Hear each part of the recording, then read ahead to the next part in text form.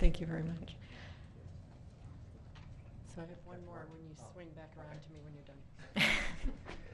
I just have two comments. I think the things that inspire me the most about this one is that we're creating a process to look at this in the future, and that's something now we can go back to, and perhaps there is a process already that I'm not aware of, but at least we're revisiting that. The other piece that I think is really critical is that the sense I get, and certainly the sense I get from the number of community members who have come and presented here and written us and engaged us in other ways, is that this is a community-driven interest as well. It isn't an interest that we're figuring out right here and then trying to say, okay, where does this fit? It's the community coming to us saying, here's something that we want. We would like you to help us get it. And you hear our partners, you hear Apano out there and others saying, yeah, we're a partner and we're willing to help you bring some money to the table so we can make this happen. But let's be smart about it and let's be practical about it and all of those things. So I appreciate that, and I appreciate the partners coming to the table as well and making that happen. So I had a process question for the board to be thinking about, which is I have a friend who's here, Catherine, who I met when we both traveled to Uganda about a year and a half ago. We worked at a medical clinic and schools there. And she has adopted a Chinese girl and is about to adopt another one. Congratulations. So first of all, in terms of the process question on our board meetings, she had wanted to testify tonight, and because this is an informational item, we weren't allowing it. And my personal opinion is that when we have these kind of informational discussions, that's the most important time for us to be looking at having the community be able to have, and again, it doesn't have to take over the meeting, but some opportunity there I'd like us to be thinking about. So I'm sort of doing this on her behalf, and I didn't tell her I was going to do this, but one of the questions, one of the things that was stated was talking about heritage students. And so I don't know specifically what the definition of heritage student it is, but I'm assuming it would be like a Chinese adopted baby girl who is a native English speaker now. But at the same time, if you want to sustain that child's culture, we have the opportunity to do that through these programs. And yet our enrollment and transfer policy, as far as I understand it, doesn't allow any kind of preference in that case. So I guess I'm just putting it out there as a question that I think that we as a district need to look at, and I would ask that we do that. Could you define what you mean by preference? Well, sometimes in transfer policy, you'll have a preference for a sibling, or you have different, preferences are given. You're saying if you have if you adopted someone from a Vietnamese child, should they have a preference? Preference into the thing, and now they don't have it. Okay, right. Thank you. So right now, they're just considered another kid. And to me, again, if we value that a child should learn something about their culture, it seems like it's something we should be looking at. So I would like us to be considering that. Would you like me to speak to that? Sure.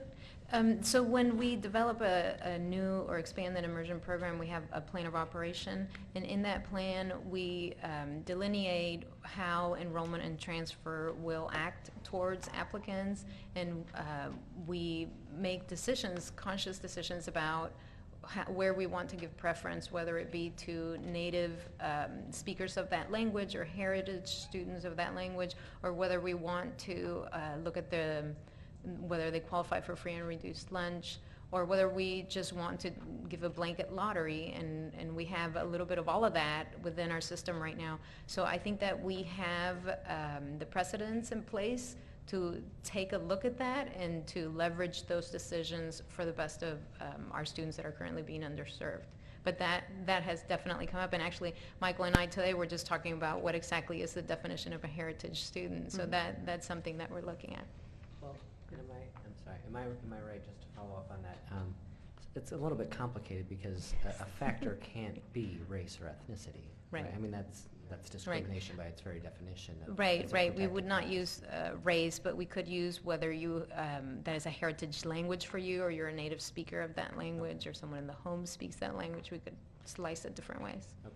I just had a follow, Yeah. I mean, isn't it part of the issue too, though, the pent-up demand for a lot of these programs that's, if, hopefully, as we continue to expand these, there'll be less need for lotteries and competition Yeah. for scarce slots, because there will be more slots, as well as needing to get the word out, particularly, I think, to non-native English speakers of our emerging bilinguals, that there's this opportunity and how awesome it is, and connecting students to be able to find that.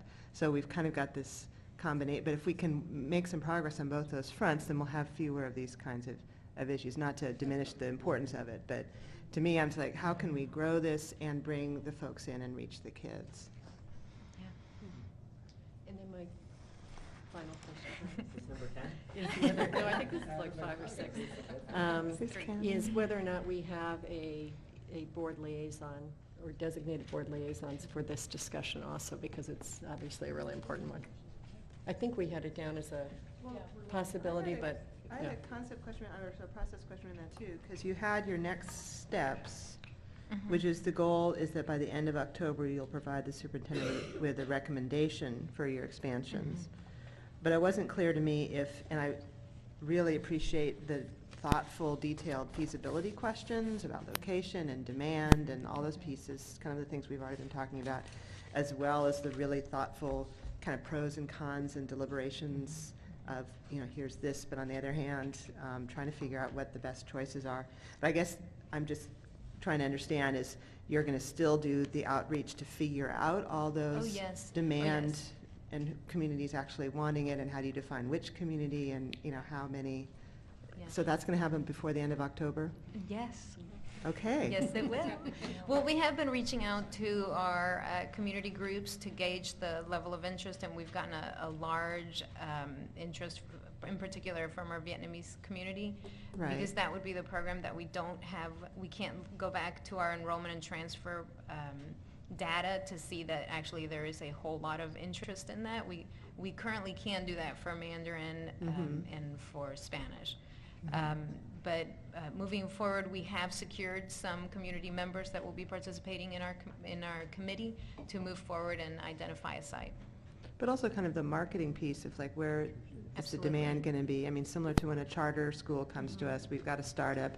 We always say, where is the demand? Do you have enough kids to make sure that it's sustainable and you're going to have, so as well as, I mean, a huge question mark in here is just the facility piece, obviously. Yeah, that is. So, and if, it looks like from this state here, there's still a question of where is there really space, so obviously, and then that still gets back again to Bobby's initial question of, do you decide that it's going to become an entire school, and what combination of transfers and or neighborhood preference or whatever it might Yeah. be. So it's, I don't know that it's necessarily one right model or perfect way, or that it could vary, all across the city as it currently does, but figuring out what is the best possible fit for this, communities, neighborhoods, schools, building, all those pieces, staff. A huge question, obviously, is finding qualified staff. So I guess it gets back to the same thing of that tension of the huge urgency of this. But I recall, the last seminar I went to on the importance of dual language was last year, was the big message was do it right, So, we're always come back to this balance of the urgency versus getting it right. But I think this board has weighed in over and over again on our interest in doing this. So it is exciting to see us moving forward on it. Thank you. But then you see, well, oh my gosh, here comes the district again to push something down on us. And it's like, well, this actually is a good thing, but let's figure out together how to make sure it's a great fit.